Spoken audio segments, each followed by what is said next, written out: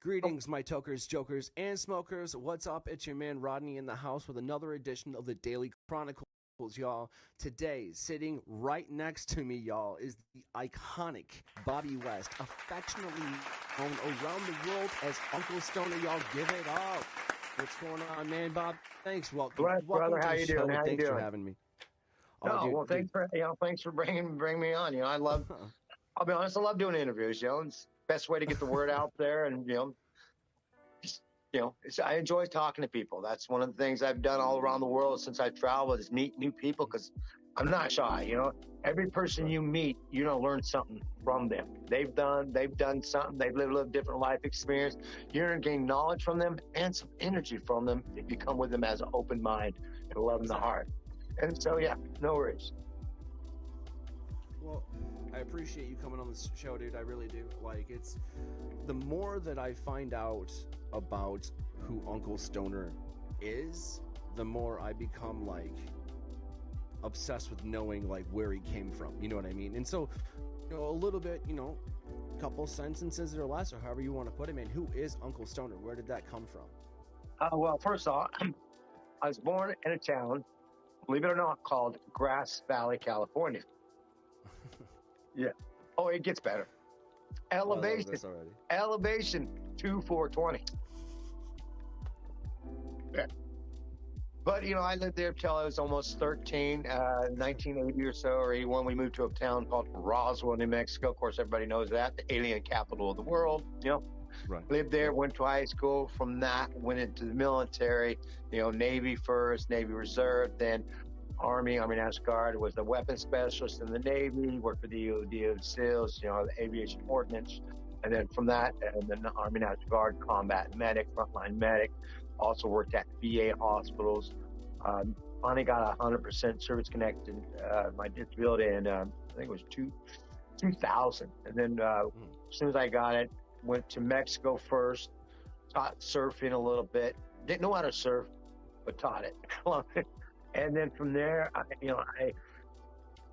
was having flashbacks and other things that were happening to me because of the military and stuff. And of course, they started putting all this other bullshit medication down me that was just fucking me up worse. And I realized that, a cousin of mine, when I went back in to visit my mother in Grass Valley, when I was, my cousin met up with him, one was smoking some cannabis with him. And I was like, whoa, heck, so do this, Because I smoked it when I was a kid, things like that. But it helped me out with my PTSD and whatnot. So anyway, so from there, I wanted to learn more about cannabis, and also I wanted to learn about Rastafarian. So from there, I went to Jamaica because I wanted to learn about cannabis there, because from all over the world, because it's unfortunately a big slave trading port and everything. And actually, Jamaica had electricity before New York even had electricity because of it being a big slave trade, slaves, cotton, sugar cane, all that stuff. But so I had long dreadlocks. I knew some of the Marley family, met them through the reggae and the river and stuff like that, going to that in California. And so I went up to the Marley family, and they were showing me around, and they're like, Rasta man, why don't you dread your hair? Honestly, well, when I first got there, I went there at a turret. And as soon as I walked on the land, on the property, something told me I need to take my shoes off because this is holy ground. So I took my shoes off, and all of a sudden, some of his cousins came out of the one house, and they're like, Rasta man, we can see it in your eyes and feel it in your heart. You come with us, we show you around. So he took me and the girl I was with at the time around and all that. And in the store, they're like, Rasta man, why don't you dread your hair? And I'm like, I don't know. But I said, but long enough? They're like, yes. So they sat me down as I looked at that the doorstep, flew the birds upon my doorstep. And they sit there, some of the other cousins, female cousin came out, put beeswax in it, braided it and all that stuff. So I started my dreadlocks in Jamaica. From there, I learned somewhat about cannabis and stuff. And then I heard, then I knew Amsterdam was another huge port where a lot of different genetics were going on and stuff. And so I went over there, and I didn't even know that high times was going on. I just went over there because I wanted to experience the coffee shops and the different different strains and the lifestyle they had there. Because yes, in California, medical cannabis was legal, but it was no vibe like Amsterdam. Right. I went over there. First time I was there for like close to 6 months, and after 3 months or so, I went all over Amsterdam, and I learned that there's some places that treated tourists, and especially energetic tourists like me, really good, and some that didn't like tourists, didn't treat them that well. And I want everybody to have a good experience. And so I was sent this flying pig called, a hostel called the Flying Pig. And I started doing these tours, free tours from there. I think I used to call it Calip's Crazy Amsterdam Tours. You may get lost, but it's okay.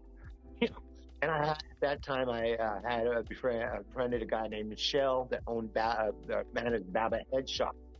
And whenever he got new mushrooms in him, he'd give me a bunch of them and all that. And of course, if you want to go on my tour and all, I'm like, hey, anybody want some mushrooms?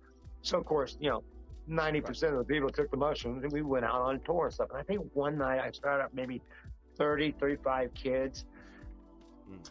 But at the end of the night, I had over 70 some odd people from the hostel and all, because I was tripping really ballsy.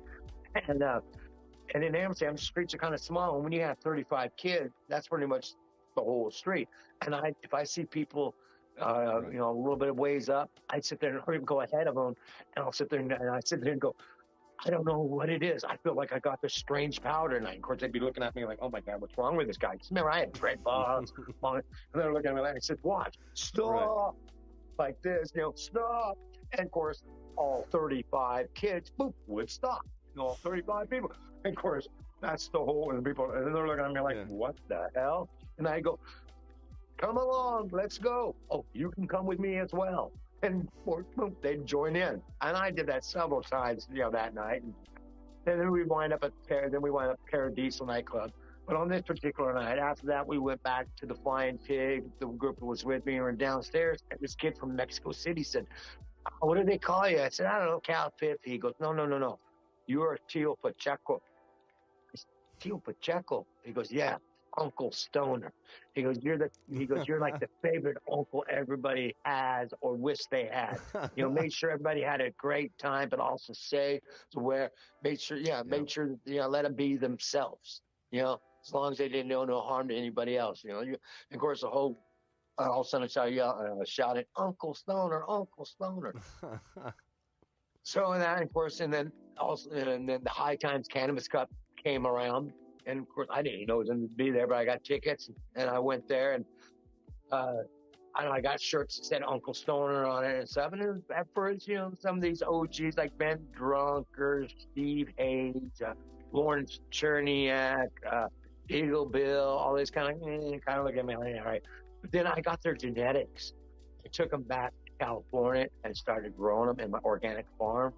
And then next year, somehow, those genetics that I grew got back to Amsterdam, and they got to sample them. And pretty soon, hey, Uncle Stoner, wow, great job on that, Uncle Stoner. And so it just kind of picked up, and I got the name. That's how the name Uncle Stoner came into fruition, basically, in a long about way. Hope I didn't bore all the listeners for that little, that little long short story. Yeah, but yeah. Dude, but I have a lot of roots in Amsterdam. I love Amsterdam. I was able to meet a lot of amazing legends there, a lot of awesome breeders and stuff. Because back then, that was the place that you had to go if you wanted to learn about genetics and get genetics back then. Because that's the only place there was. Yeah, but now, the sky's the limit. California, all over the place. But because of Ben Drunker, Eagle, there's another Merchant Marine, Bill. I forgot what his name is. Not Eagle Bill, but a Merchant Marine named Bill something. He went all around the world. He wound up getting genetics from a whole place, and then he wound up because of Ed Rosenthal, winded up over in Amsterdam meeting up with Ben, and they collabed together on some genetics along with Hank and all that. So that's how a lot of old school genetics got created back then. So. It's insane to be able to hear the lineage of not just these cultivars and strains, but these people behind it as well, man. I think that we are beside ourselves if we don't talk about the things that you've done, man. You know, talk about the people that you've interacted with, you know, and one of those people, you know, rest in peace, is Boston George, man. You know, Oh God, yeah, the cocaine cowboy, you know, that's the thing. yeah. But the point is, it didn't matter what it was. You know, it was just, fuck you. I'm not gonna do what you tell me to do. And I heard a story about Boston George when I was up here from my friend Eric Gunnels. He told me, he goes, you want to know, when Boston George was getting out of prison, there was an extra year added to his sentence. He had to serve an extra year. He could have gotten out a year early. You want to know why he served an extra year? I'm like, why? He's like, when he was at his parole hearing, you know, about to get inches from freedom, the judge asked if he had anything to say, and he said, fuck you, and she gave him an extra year. So I was like, that sounds, fuck it, I'd want to be known for that. Well, exactly. That's kind of why, if you notice, that's kind of one of the notorious, any kind of photos with him like this. That's kind of why. Like, well, one that's real famous out there now, it's a photo, but it's also a colored photo. It's kind of round. Well, my wife is actually the one who took that photo. She's the one who took that iconic photo, that one. That one, and then she gave the rights to George to use. Yeah, that's amazing, man. Like, you know, how close were you to Boston George? No, I'll be honest with you. You know, at times I loved him, but also times I hated him because he could be annoying, but he was a passionate man and very brilliant guy. Yeah, I mean he lived in, I got him in one of the places he lived for 6 months in Michigan, there at the, we call it the plant, you know, the farm is at our friend, Ravenwood Farms is a 40-acre place, but I brought him there. He stayed there for over 6 months, you know, and then of course I, you know, visited him in San Diego on this docuseries that's about to come out on the 22nd. I don't know, because I haven't seen it. I know if it was a 12-part, I'd be in it. You definitely see me in it a lot, but now that it's 5, I'm not sure. But we'll see. I mean, I was there for you know, filming and part of the docuseries that they were in, some pieces of it. I have a lot of behind the scenes video as well that I'll probably release once the docuseries comes out. I'll probably start putting some stuff out there on my Facebook or my YouTube. Looks like my YouTube, Uncle Stoner, you know, YouTube channel and all that. I'll probably put some things out there. But yeah, we're close. Yeah. Me, him, Rhonda, Mouse, the dog, the little dog. You know, so close enough that the ring that I know you see him wear, the black ring. Yep. Well, that was a gift from me, actually, which I found in San Diego.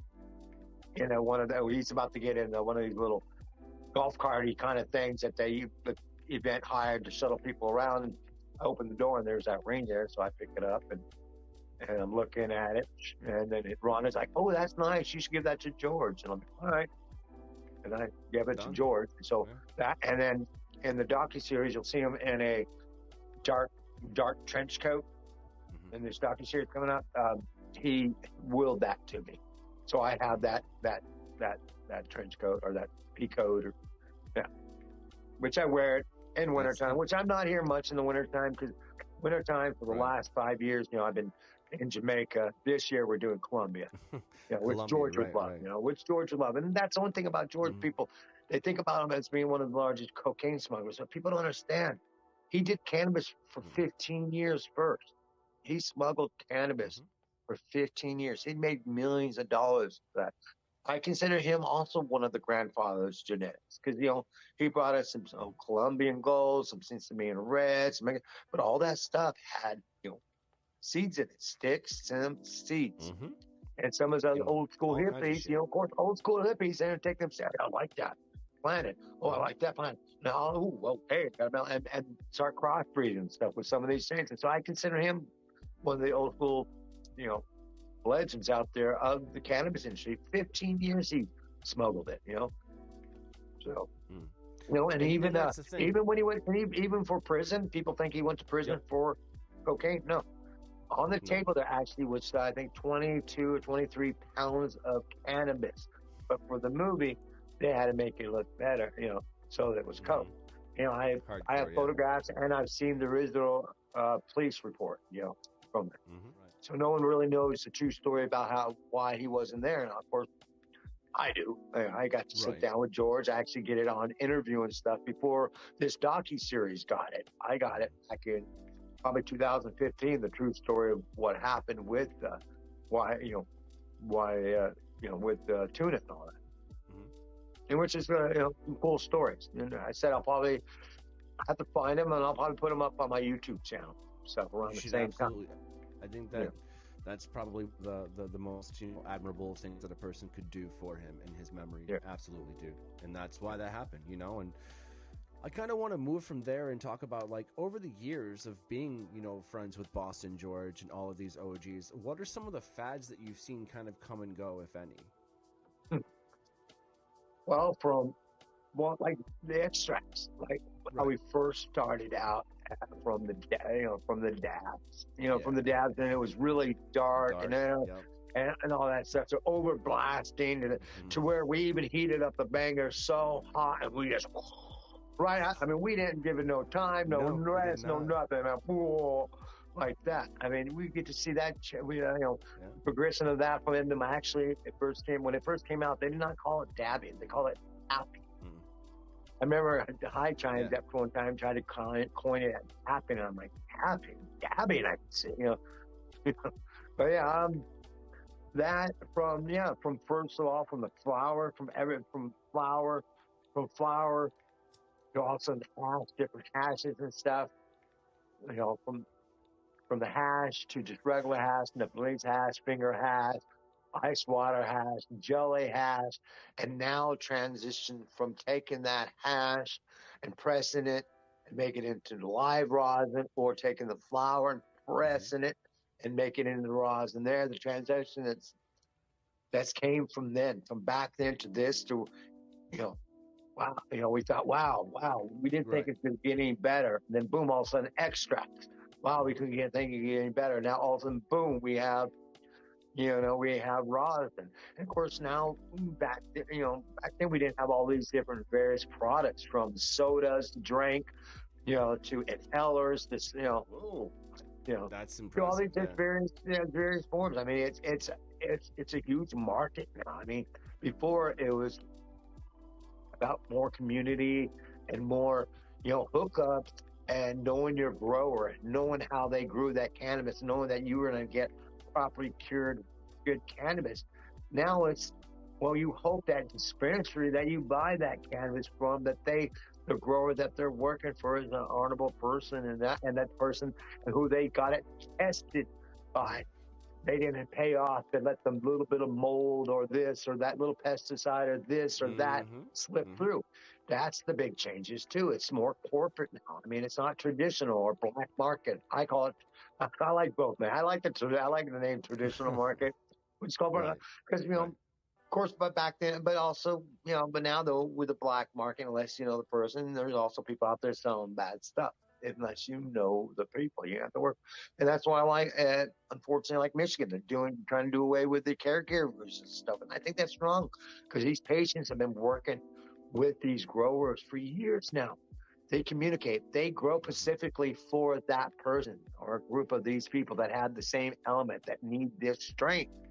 Boom, and they provide that to them. So have you heard about the active boycott against the MCMA here in Michigan? A little bit, as I said, I'm friends with Adam L. Brook, Jamie Lowe, all them guys, Rick and all them, and their show, Jazz Cabbage Cabaret or Cabbage, and Jazz so they're all Jazz Cabbage Cabaret. They're always talking about it's just ridiculous, and that's the thing is back in the day, we wished, a lot of us wished that it would come legal and stuff, but we didn't think about what comes along with it.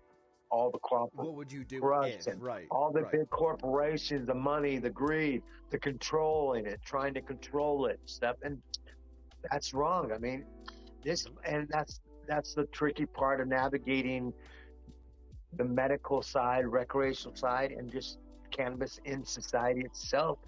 Pretty soon, the quality, if the government, the pharmaceutical companies, and some of these big corporations are allowed to keep on taking over, the quality and the care of this plant is going to go down, and how it affects us mentally, physically, spiritually is going to go down, Mm-hmm. I believe. You know, when you Mm-hmm. have a bond with your caregiver, they have that bond. They carry that bond onto their plant. Yes, I'm an old school Mm-hmm. hippie. I believe your plant, it reads you. It feels your vibe, your energy, your love, and your intentions. It's going to provide for you what you need, what your vibe you're giving it, besides what you're feeding it. You know, it's how you treat it and what you feed it, you know, as I always say. And I couldn't agree with that more.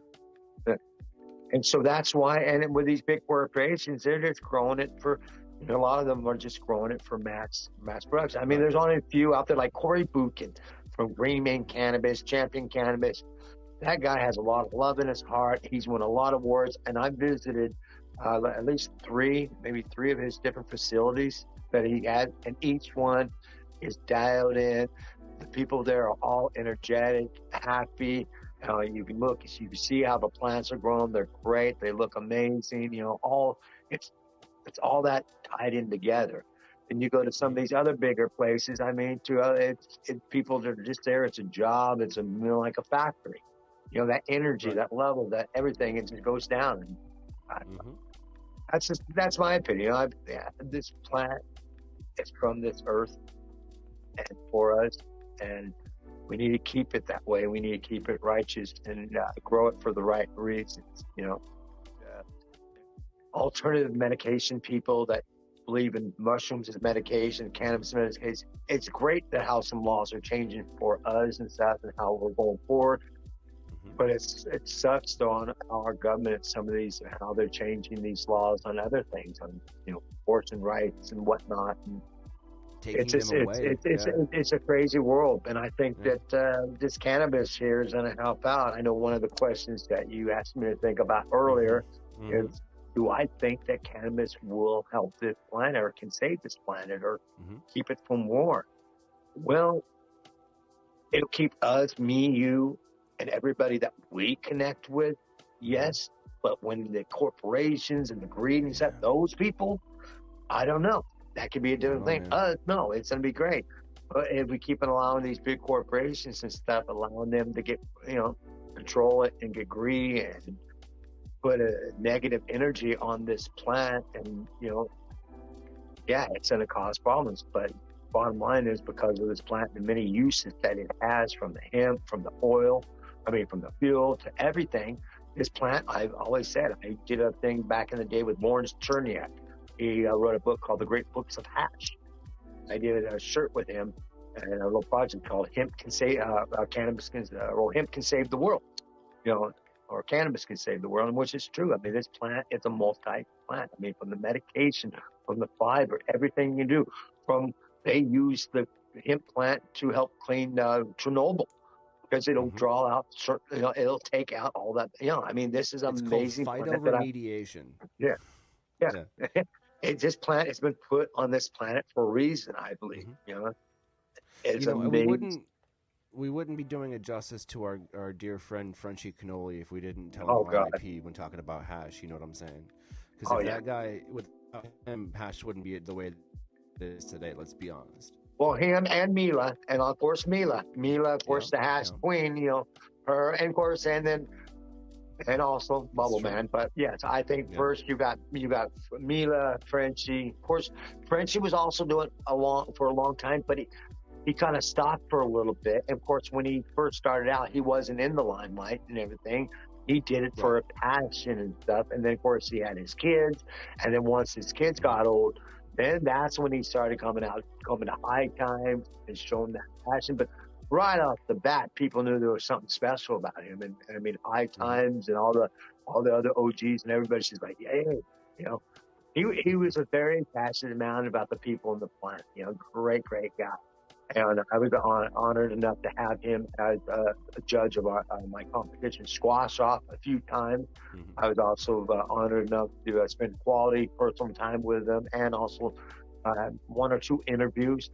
You know, one really good interview. Unfortunately, thank God I used my phone before the camera crew got there, and I filmed it and had my friend part of it. Because everything they filmed, somehow they lost the camera. I don't know what. So all that was this great interview I did with him. So the only stuff you have is what I did with my phone. but but it's still there. It's on my channel or on its old channel. These people I used to work with, Smokers Guide, back in the day. I did a lot of videos for them out there. But yeah, Frenchie, right there. very, very passionate. Of course, luckily, he knew that him and his inner circle, they knew that he was going to be, he had, cancer and whatnot, cancer. And so he did a lot of filming videos, instructional videos prior to his passing. So with Nick Ortiz and a bunch of other people, they have a course that you can take.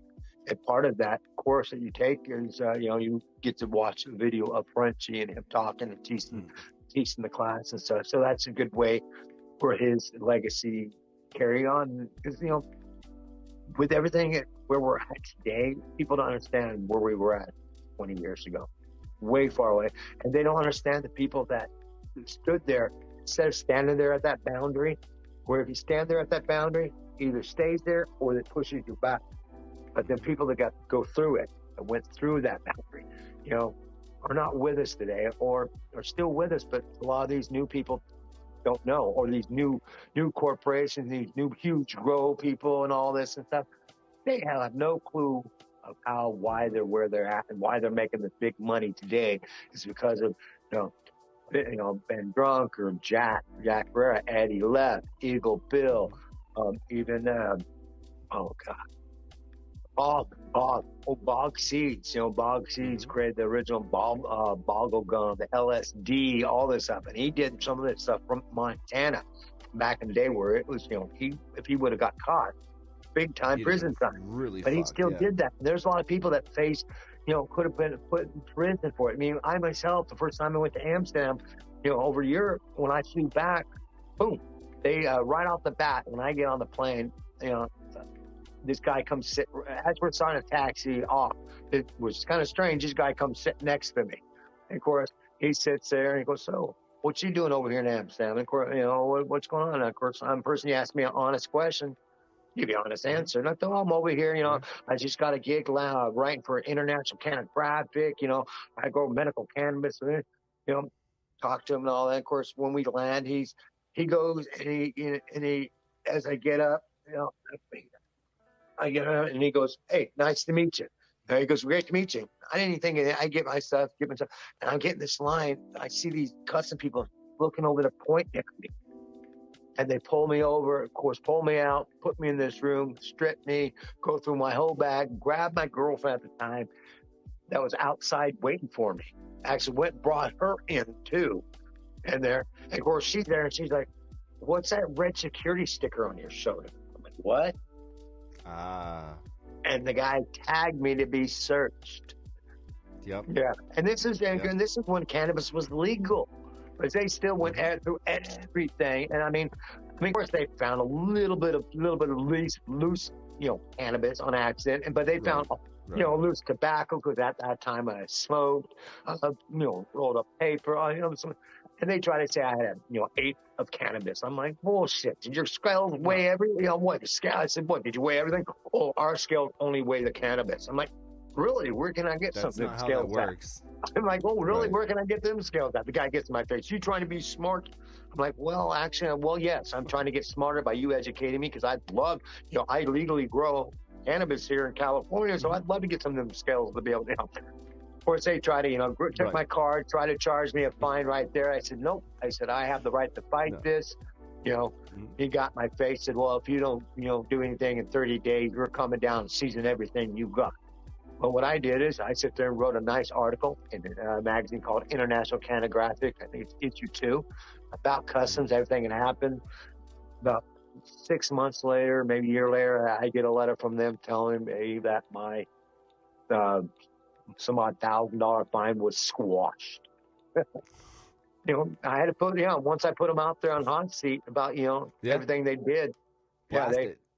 I blasted them and they squashed it. Luckily, that's happened a few times, for me. And so, back in the day, it was, nowadays, I have to, before we go to that squash, and I used to be so nervous when I traveled to Jamaica, anywhere that had cannabis, or anywhere, because I smoke cannabis. I was able to get Right. cannabis wherever I went in the world.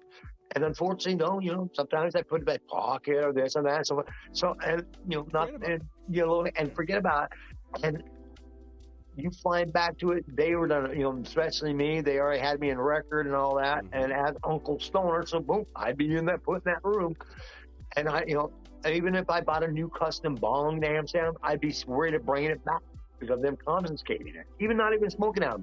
Now I fly with my rigs everywhere. I don't care. I fly locally from state to state with my cannabis, as long as it's one place it's legal or this, or I drive, I'm not worried about that. I had one, I think about 6 months ago, I had one of my doghouse custom ribs he made for me in the case, and the TSA guy on the x-ray says, turn the screen around so everybody can see. Wow, look at this. Look how nice this rig is. Showing everybody.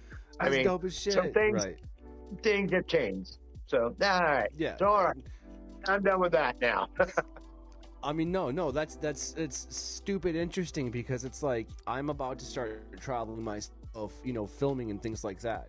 I'm probably going to drive to start out, and I know gas being expensive, but it's still a little bit cheaper than flying with a crew and with equipment. And so driving just makes the most sense. And since we're kind of starting in like the Midwest and New England, it just makes a lot of sense to drive. And it's interesting to know that because like one of the states going to is Tennessee, where it's absolutely not legal at all.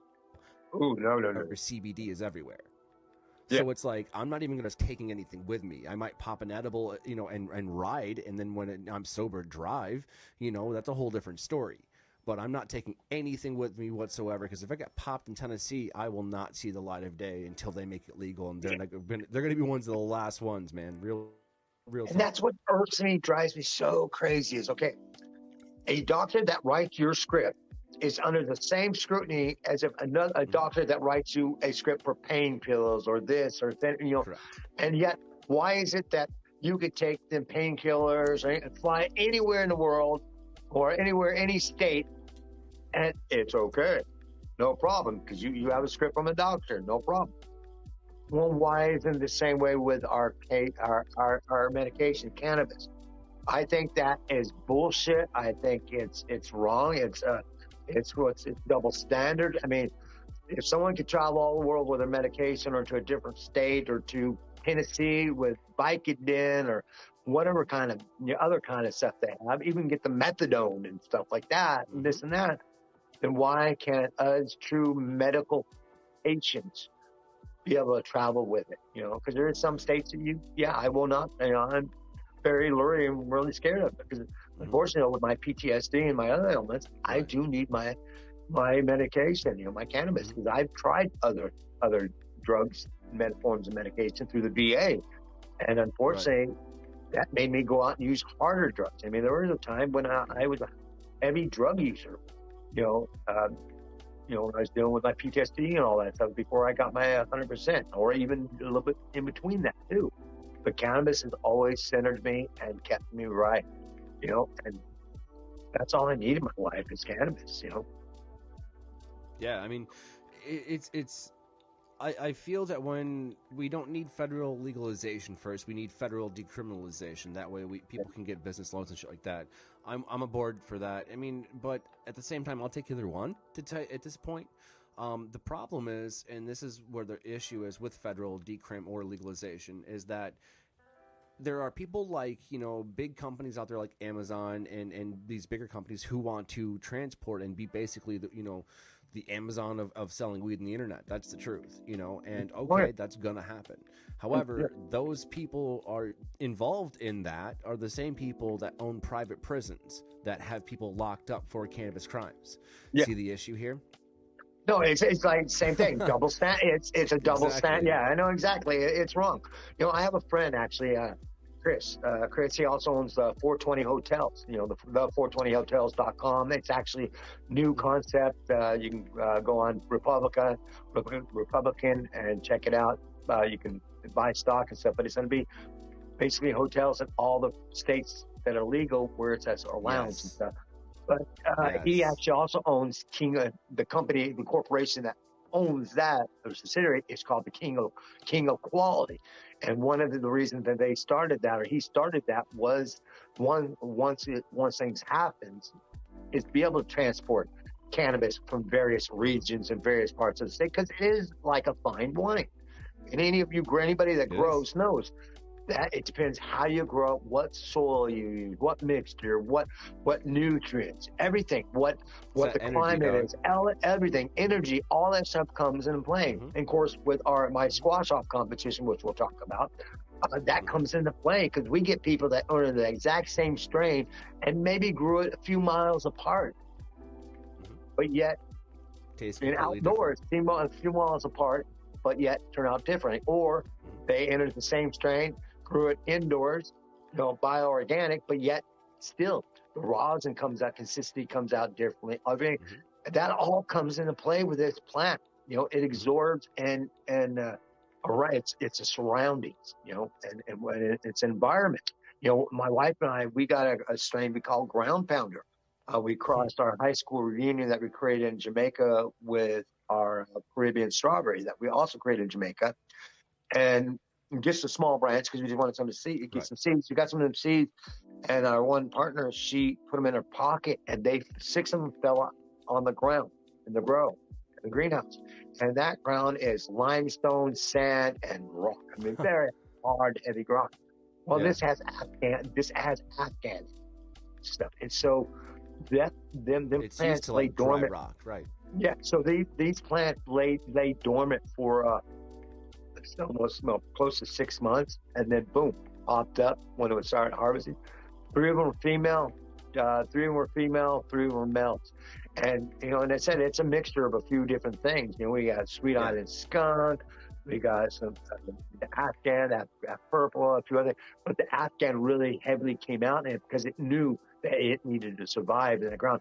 And the roots come in and out and back into the ground, and they were like that. I mean, that thick, coming in and out. Josh Edridge, he has that strain. He's growing it. I don't know if you know Josh, great grower. He's won our squash off competition. There's 1 or 2 other people that are growing that strain because we only had it in clone form because of that. Right. But yeah. So this right there, so this plant is amazing plant. It'll grow, it'll survive in its environment. It'll climatize to its environment and grow the way you treat it, what you feed it, plain and simple. You really have to mess up to kill this plant. And that's the truth. And I want to go back to something that you said. The energy, from this plant heals and stuff like that. The energy from each other. I did a last night. Randomly, just basically love each other, man. I was saying, let's go back to that. Let's stop with all this hate. And then growing weed, man. I've got some Blue Dream, obviously, a very common strain, cultivar, excuse me. And then Durban Poison. Then I've got Northern Trainwreck. And then I've got Ice Cream Cake, Pineapple Trainwreck, Northern Widow, and what's called CBD Limelight coming in. That's what I grow at home for myself. So, yeah. Well, can I tell you a quick story on the Trainwreck? You absolutely can. So, that it started out, it was not a strain. It was actually 5 different plants. Eddie Lepp, OG Eddie Lepp told me and my wife this story because we go to meet up with him, a little bit after he got out of prison. I think it was like the next day after I filmed him getting out of prison. We met up with him at his office, and my wife was talking. She's like, "Oh, I really love the Trainwreck." He kind of giggled. He goes, "Honey, you do realize that wasn't a real strain until someone researched and stuff." And he told a story about a guy that actually, when it came legal in California, he grew 5 different strains of plants. He put it in all one big bag and took it to the first dispensary that opened there, and took it there. And of course, I loved it. And they're talking, and he's like, "Well, what do you call it?" He goes, "I don't know, it's 5 different strains." And he kept on talking, and he's like, "Well, where I grew it at, a train crashed there back in the day, the railroad tracks." And they're like, "Oh, we're going to call it Trainwreck." And that's how, but then since then, by back crossing and all this stuff, there's stuff that I don't even know how to do. It's amazing how these people do this, and the terpenes and the taste and I'm glad that that's one thing with it coming legal as in more states. These kids that were sciencey stoner guys, smart sciencey stoner guys, are shining now, are just shining because their knowledge and the experiment and the stuff that they're doing with this plant and everything. It's just amazing. And I feel just like the ocean floor, how we've only explored like 1% of the ocean floor. I think it is with this cannabis plant, where there's so much more to this plant that we have not realized Well, yet. we're making up But for time. You know, we're making up because, let's face it, there was a massive smear campaign that's still decently effective today. You know, oh yeah, big since time, the big time. Reagan era. You Yeah, know, well, and well, sorry, even farther back, because well, Reagan is because Dare, of course, right?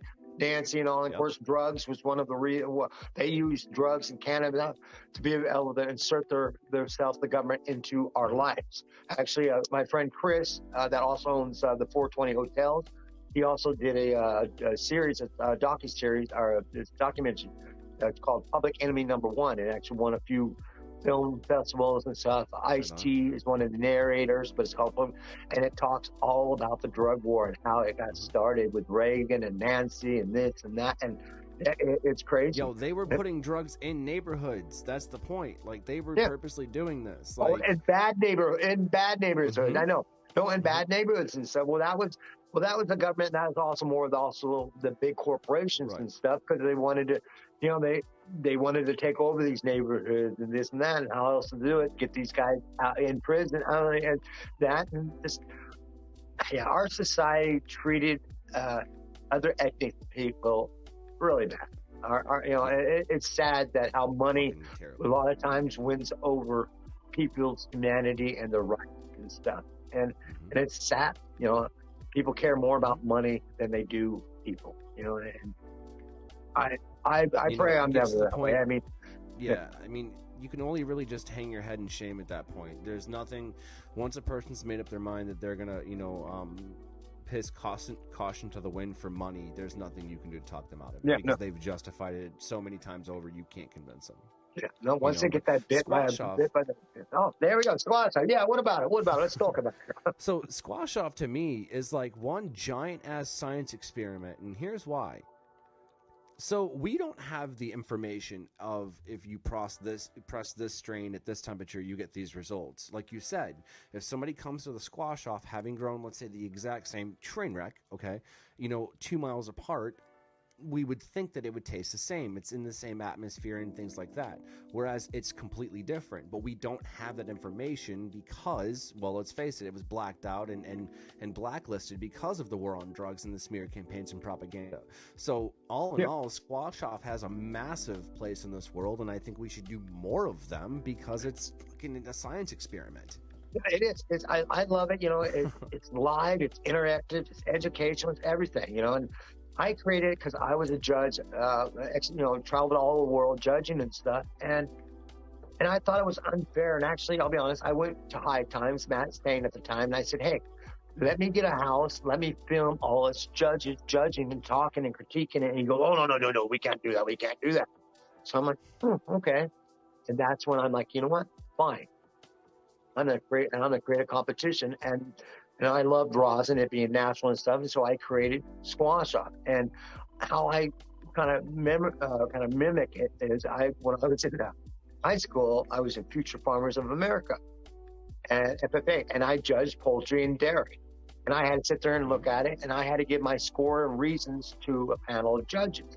Well, I just flipped it around where my panel of judges give their scores and their reason behind their scores to the audience.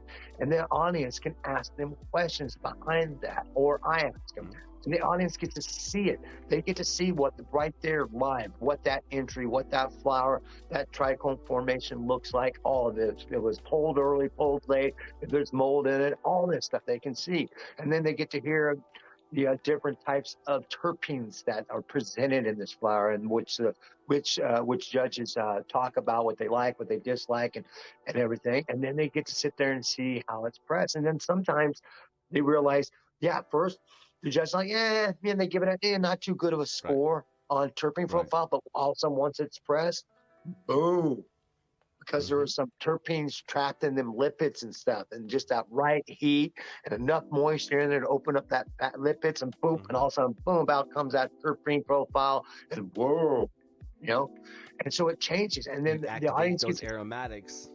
aromatics, yeah, and so the audience gets to experience this and see this and gets to understand, you know, it's not just pick a flower and smoke it. No, there's a lot to it. It's like a fine wine, and you need to understand what it is and see which one is best for you. And then sometimes if we have stuff left over, and it depends on what state we are, I will allow whoever's there to also sample the stuff. Like in New York, we actually after the judges got done, we put it all on a table over there, and so the audience got to go over there and sample all what the judges got to sample and stuff, so they get to understand.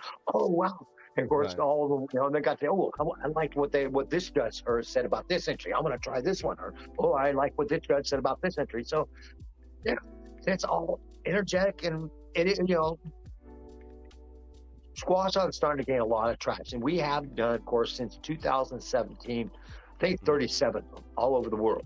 This year, we've only done 3 so far. Of course, me and my wife, we had to dedicate a month and a half to hunting for, because we've been trying to find a house for the last 2 years, with me doing our squash off competition, living in Jamaica, doing our breeding there, then coming, and it just, so we did 3 real quick, you know, in April. We did Michigan, Ash Batch Cup. We went and did the very first ever Kansas City, Missouri squash off, which was awesome because, you know, their new state, they loved it. It was really nice audience. We had over 300 people there. I mean, all ears, watching, listening, asking questions and stuff. I love it when the audience gets involved and asks questions, you know, because that's what it's about. Yeah, the energy. You know, I was dancing around and stuff. We had a great DJ. Everything just went and gelled and stuff. And then we did New York, you know, so we did that. And then we took this time off to try and find a house, which we did. And we're moving on the 15th. Yay, finally found a house.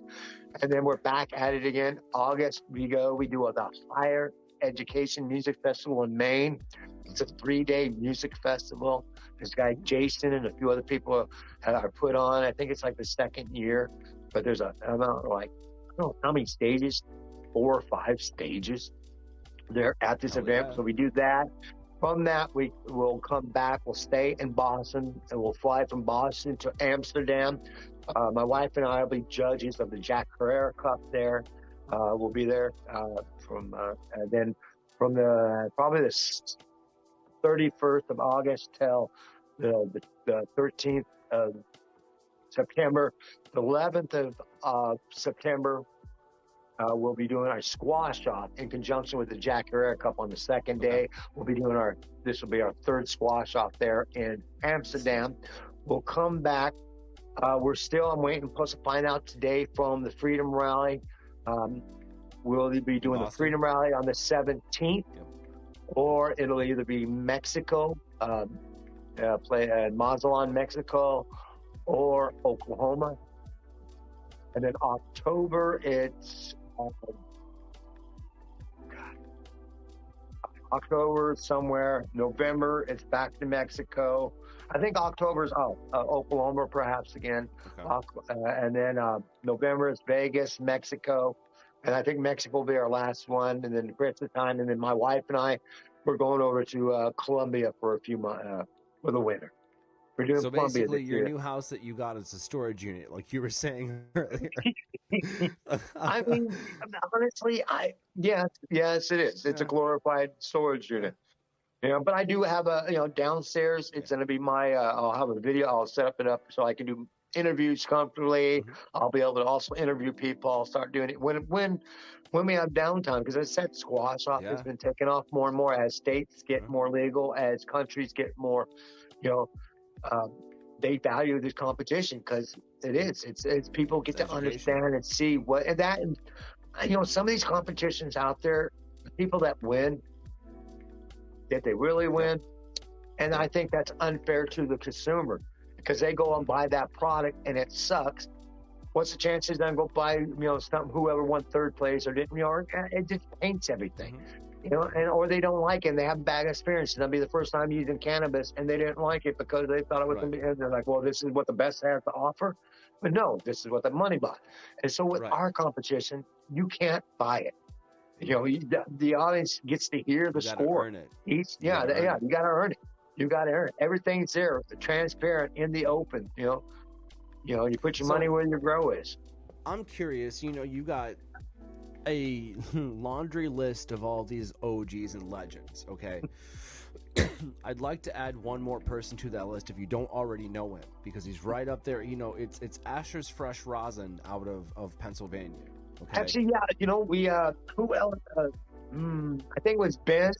Ben from Missouri actually linked me with him. So me and him have been communicating a little bit. Of course, I've been busy, but yeah, Asher, I've been linked with him. He was really hoping that I could, but because of the laws. Where's that? Yep. Where's he out? Pennsylvania or no? Pennsylvania. Yep. Actually, no. We're actually there was an event going on. And that's what it is. There's an event going on in October, in November. Or excuse me, October, and I need to smoke. I haven't done anything, but I'm at my in-laws' house Right. downstairs. Right. To respect for them. Yep. They're cannabis friendly, but I'm not that.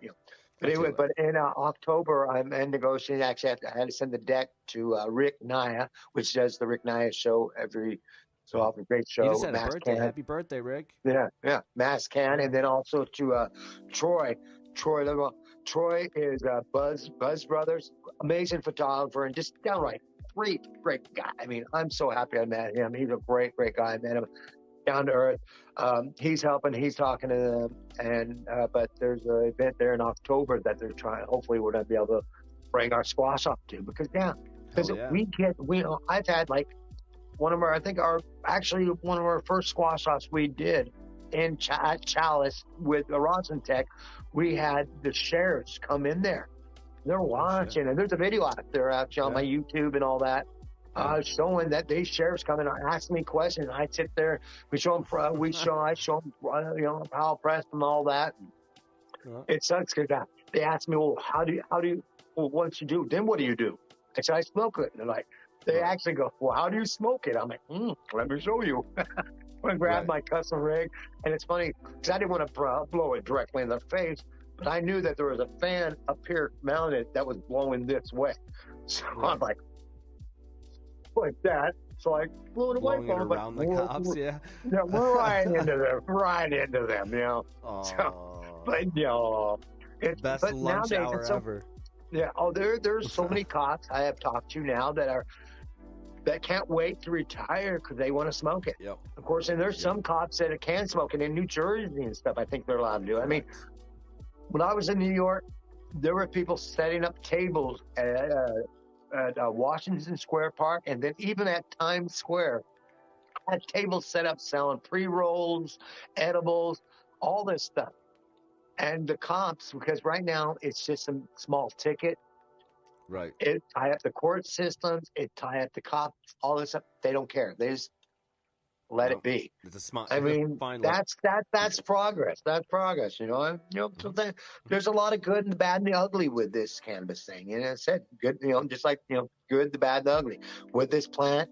It's a beautiful plant. It helps everybody out, but also it makes money. It makes money, and it can make a lot of money. Of course, $billions a year now, and unfortunately, those people, all they see is that they see the green of the dollar, not the green of the plant, and they just care about that plant and mass producing it, and just and trying to pass the laws where the people that do it right and do it for patient caregivers can't do it, because they want that money, and that's so wrong. That's not what this plant is about, or has been about, or should be ever. Ever. And that's the point, that's why we're having this entire conversation, and today. That's why sitting down with an OG such as yourself, and you have to own that moniker, man. That's the truth. It's hard when people call me a legend or OG, because I remember when my first High Times Cup, meeting Ben Dronker, Lawrence Cherniak, Eagle Bill, all these guys. I'm like, and now Eddie left, and now that and now to be considered one of them, that and how people reach out to me and say, wow, I love all your videos, everything, you're my mentor. I mean, that humbles me. That really humbles me, because I never ever want anybody to ever think I'm better than them, ever. I want them at least to think I'm as good as them. I just went and found a different path, or was blessed or able to be able to go a different path and stuff, I'm passionate about this plant and people, and I put myself out there. I will If talk you to anybody. didn't do that, though, if you didn't, have those experiences, if you didn't walk on the sacred grounds of, I believe it's called Zion, Yeah, if you didn't do those things, okay, man, you wouldn't be Uncle Stoner, okay? yeah, That's why you're yeah. affectionately known, my man. That being said, you have earned that OG Yeah. title Yeah. amongst That's people why of I my get age gifts these like days. this from Yes. Bling and Beans. One Kyle from Bling and Beans. He actually got up on 420 from Boston, 3:30 in the morning. Got on a train, met me in New Mm, York about 10:30 in the morning. Get me this. We smoked a little. Then right, he got back on the train, went back home, got home at 4 o'clock in time for 4:20. right. Almost 8 hours just to present this to me. I mean, great guy. And there's he sees the passion I have, and he this is an awesome gift. Hmm. Someone like that, he understands and respects the OGs, and I Exactly. love people like that. Not that I like to be showered with gifts. God no, I just want people to What I understand heard it was. at all. Yeah, no, yeah, I don't want to be showered with gifts. Right, That's not right, what right. I'm No, no, saying. no. But people like Ben Drunker and Eddie Lepp and a Mhm. lot of these other people, Eagle Bill, and there's so many other people out there that people don't even know about, that they need to do their history on, and learn, and also don't believe everything you read. Maybe try and talk to some of these other OGs if you can, because unfortunately some of this history, it's the way people wrote it, not the way it Fact was check it. really. And Fact check so, it. and fact checking, and Hmm. one of the people I use for fact checking, some people love him, some people hate him, but he's been around for ages. Is a guy named Brett Boak, Apothecary Genetics. High Times owner, named him King of Kush. He knows a lot because he was there. He was there. He knows a lot of the true Right. story. He was there on the farm with Eddie for a lot of years. He was back in the day from the very first High Times to this. He threw some of the biggest, hugest parties back in the day and stuff, and done a lot of stuff. He knows a lot of the true history, and unfortunately, there are some of the history that's been changed. And And that's why it's I try and tell the important to truth. have. I try and tell the true history because I've been able to Right. sit there with Ben Drunk or Hmm. Eagle Bill, so many of these other people, and actually spend time with them and talk to them, Eddie, and all them, and learn their life and their energy and their love, you know, and who they are, And what they're about. it's exactly, it's that energy, man. And without being able to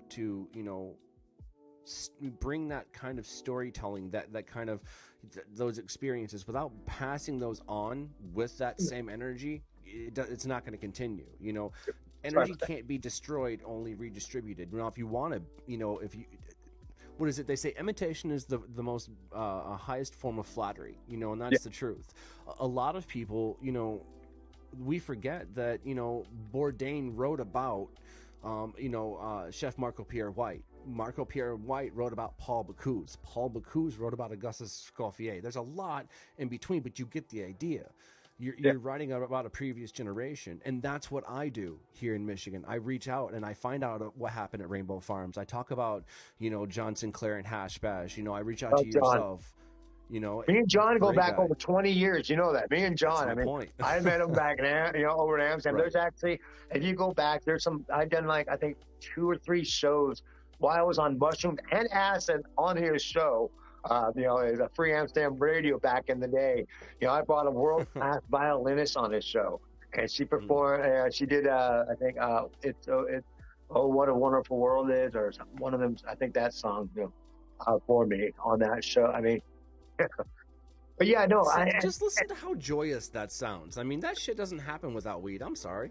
yeah, no, I know. Yeah. This, I'll be honest. Like when I've learned through the travel, especially back earlier in the day, going over to Mhm. Amsterdam and Europe. Yeah, Amsterdam was legal, but a lot of other places weren't. But if you, like especially if you had a cannabis, that broke a lot of language barriers.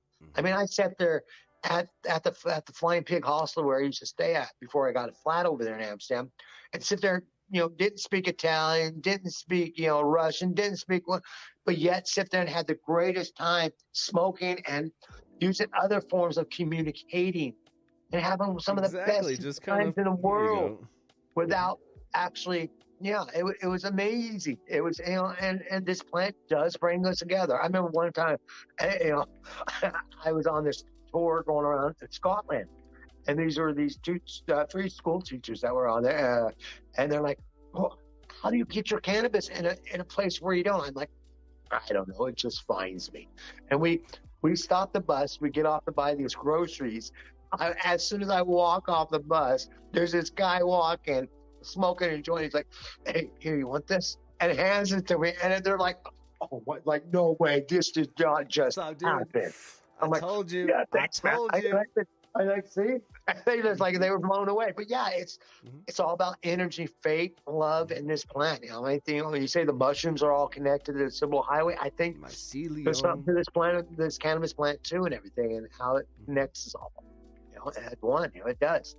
The trueness of us. I mean, it also, as I said, unfortunately, does bring in that greed, but that greed and all that other stuff. But we try and keep that on the outside and keep all our true friends and the trueness of us in the inner core, you know, because that's going to happen no matter what. But we just have to keep on fighting them and keep on demanding that this plant needs to be grown the way it should be, naturally, with the person that wants to grow it or the caregiver. Or if someone wants to go buy it at a dispensary, they should. If they got a caregiver or a dispensary that they like, that they know they get a good flower or product from, then allow them to do that. But give us the right and the freedom to be able to choose, make that choice, you know, not sit there and only give us choice out of it. It's not freedom at that point. Yeah, and it's not freedom. No, it's not. And then the natural, and then of course, then they'll start complaining about the natural market, which the natural market, you know, as long as you know that person you're dealing with, and hopefully you had a past with them or history with them. But if not, then you're taking a chance, you know, too, you know, because what are you gonna do? Take that and go get it tested, you know. Make sure there's no pesticides. It's collected properly. Most people that grow here in Michigan that I know that I procure my medicine from, they get tested anyways. It's cheap enough now. I think it's what, $85. Yeah, exactly. It's $85. It's only $85 to do a test. Cheap. It's worth that. If you're going, and if you're a true good caring caregiver, you want to do that. So you can sit there and show your patients or your certificate of analysis, you know, or shove it in the powers that be. Look, see, here's my test results. You know, and of course, the awesome problem though is you've heard of some of these companies out there, you know, these testing places out there. You could pay them off, and your test all of a sudden this. It happens. And I even heard it where it's gotten worse, where a competitor has paid someone a testing place off for their other competitors to fail. That's bad.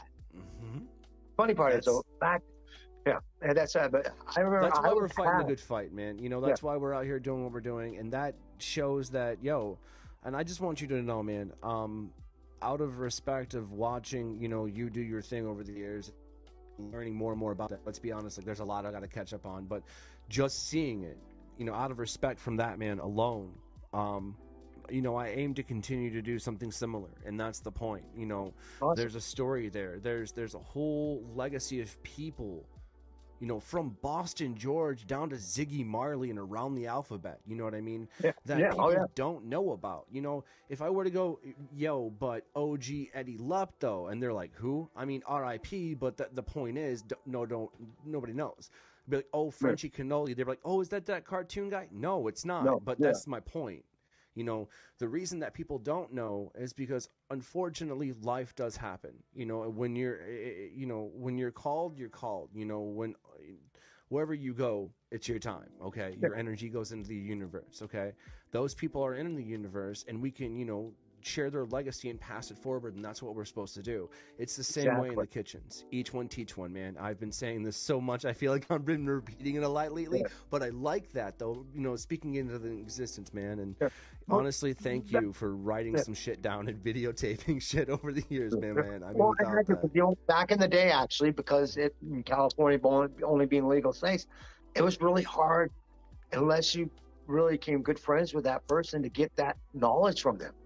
They didn't want to share their knowledge because, well, one, they didn't know if you were a Fed or not. It was illegal. You know, right. It was illegal. So they had to know you to be able to spend time with you, to be able to get that knowledge. And so I'm grateful that I was able to get some of this knowledge from Franco, one person we did not mention at all, which we have to right now. Franco, God rest his soul. Learned so much from that guy. We used to sit in Amsterdam talk about very, all kinds of stuff growing and stuff. And I actually even taught him a few things, you know. There you So go. it was great. I mean, one of the things he taught me.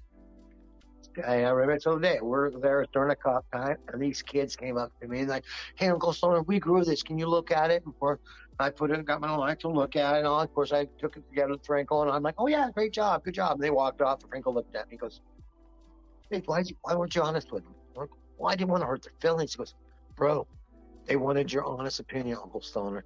You didn't help them out any if you're sitting there telling them, 'Oh yeah, great job.' Should have been honest, and you've seen what was wrong with that. You've seen that they pulled a dirt. I'm like, because I'd sit there and say, yeah, this. And he goes, well, be honest with them, and that's true. Be honest with them, but be tactful, and that's what you have to do. And that's one thing with I loved about Frenchie and Franco and all. It didn't matter what kind of question you asked them. They treated it like the best question it was, and they gave that passionate answer and the honest answer to you. And that's what it's about. Be honest and, be fair, be honest, and be tactful about it because everybody can learn. I'm still learning. Somebody called me an expert. Someone reached out to me the other day and said, how long have you been an expert for in that chemistry? And I'm like, I don't consider myself an expert. I am still learning. Anybody that calls themselves an expert, they know their shit, but they're not an expert. There's so much more to learn because there's so many people out there that call themselves, as I say, the Michael Jordan of weed, Right. But then you look at it, it's like, yeah. No, it's not. But at least, and so you have to be honest. And as long as the people are willing and open to learn from others, then that's great. And that's like me. I learn from others, even, like I don't look down upon like all these other people that do shows or do that or do what I've done, like Jonah from Dab Sarge. I love all the stuff he's done, Adam Ill, all them guys, any of them guys, I've had people go, oh, he's doing that. He was asked to go do that. Does that upsets you? Nah, that's great. I'm glad, they're putting that energy and that love out. As long as that positiveness is still carrying on, I don't care. I don't hate on I try not to hate on my other people and stuff because, why bring in the negativity? Be happy with it. Be positive with them. Maybe they'll share some of that love and energy with you. Don't hate on anybody. Just and we can only be grateful for where someone's at. I say that, but also, on the other hand, you're not doing it right unless you have haters nowadays. Unless you have someone out there talking shit about you and stuff, and things like that's when you know that you're starting to make impressions and starting to get places. When you difference is when you start having the haters. But luckily, I may have a few, but not very many because I try to come with people with love and respect always. Well, here's the thing: your haters are your biggest fans. That's the truth. That's what they don't realize. They really are. They're watching everything you do. They're nitpicking everything. They're rewatching it and showing it to their friends and talk. Because talking about, man, did you see he did this? He said, look at this. Look what he did. Yeah, you're right. And you're right. It is. It is. It's where one of the biggest fans is. Yeah. There's like something about rubber and chicken feathers and tar or whatever there, but dude, I can't, I can't appreciate this moment that you've taken, to kind of break things down, for me and like with me and like passing this on. Like this is gonna start a generation of things in my generation that you have no idea. I'll be honest with you. I almost was on a weight decline because I don't know if you know, I had some oral surgery done. I had to get a tooth pulled, unfortunately, because when I was in Amsterdam over there judging a few things, doing doing judging, really stoned, bit into a rib, bone hit. I fucked up a tooth right here. I mean, so they had to pull it, and I'm still waiting for the new one to. Sometimes I'm very, but my wife said, fuck people if they don't accept you for who you are. Shit. So you got a tooth missing right now. Be yourself. You know that. And I'm like, yeah, you're right. I'm just be myself. If people notice the big gap I have right there, oh well. Now they're gonna be looking for it. Like, oh, let me see. You should be like, take a picture of it now, and then like in a few days later when you get it refilled, yep, there you go. Yeah. And then like be like, watch the magic trick, and then like it's a new one popped in. There you go.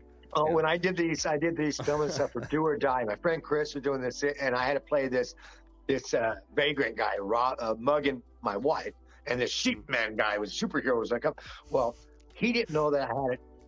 I also have another tooth that comes out, and so at first I did all character makeup, dirt, and all that. And they're like, "Go ahead, roll." And I'm like, "Wait, 1 second." I'm coming out, and I take it out. I'm like, and he's like, "Oh my God, that's perfect. Oh my God." You know, it's like, yeah. So, You gotta love that intrinsic cinematic value you can find in things, man. But yeah, Bobby, I wish that we had more time with each other today. I really do. You know, I'm sure we're gonna have, you know, a lot more to contact each other about here soon. yeah, But man, I appreciate you coming on the show and laying it down for us. Like, this needed to be said, you know, in more ways than one. And there's a lot here that people in the state of Michigan and people that know me and my side of things, they can take away from this, man. So, dude, yeah. I appreciate you coming on the show. Well, real quick, one person I Yes, didn't mention in Michigan that's done a lot for Michigan, and Adam L. Brook. Adam He's Brooke. old school. Me and him met 20 years ago in Amsterdam. You know, so he's another old school legend that, you know, do what he does said for the back hash surgery. bash. I You mean, see that's that? awesome. I love the hash bash, how we take over that whole hotel and everything we do. I mean, right there, pushing the boundaries. Because, you know, if you go to that boundary, you either stay there or push you back. Someone has to go through it for it to change. And that's why we need people like you, Michael K., like me, like Adam, like all John Sinclair, all these people that have done something that's made people wake up and realize, hey, this need to change, or hey, I'm glad this changed. You know? Exactly, man. Well, everybody checking him out. Bobby West. This is Uncle Stoner, affectionately known around the world. We're gonna put the social medias down below and whatnot. Yeah, I'll send them. I'll see my but... IGs. I'll see my IGs, my Facebooks, and my YouTube, which I've already mentioned my YouTube here. Easy Uncle Stoner YouTube, you know.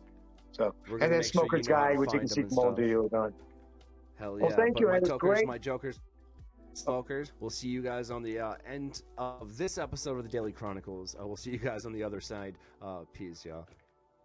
Peace and bless. Many blessings.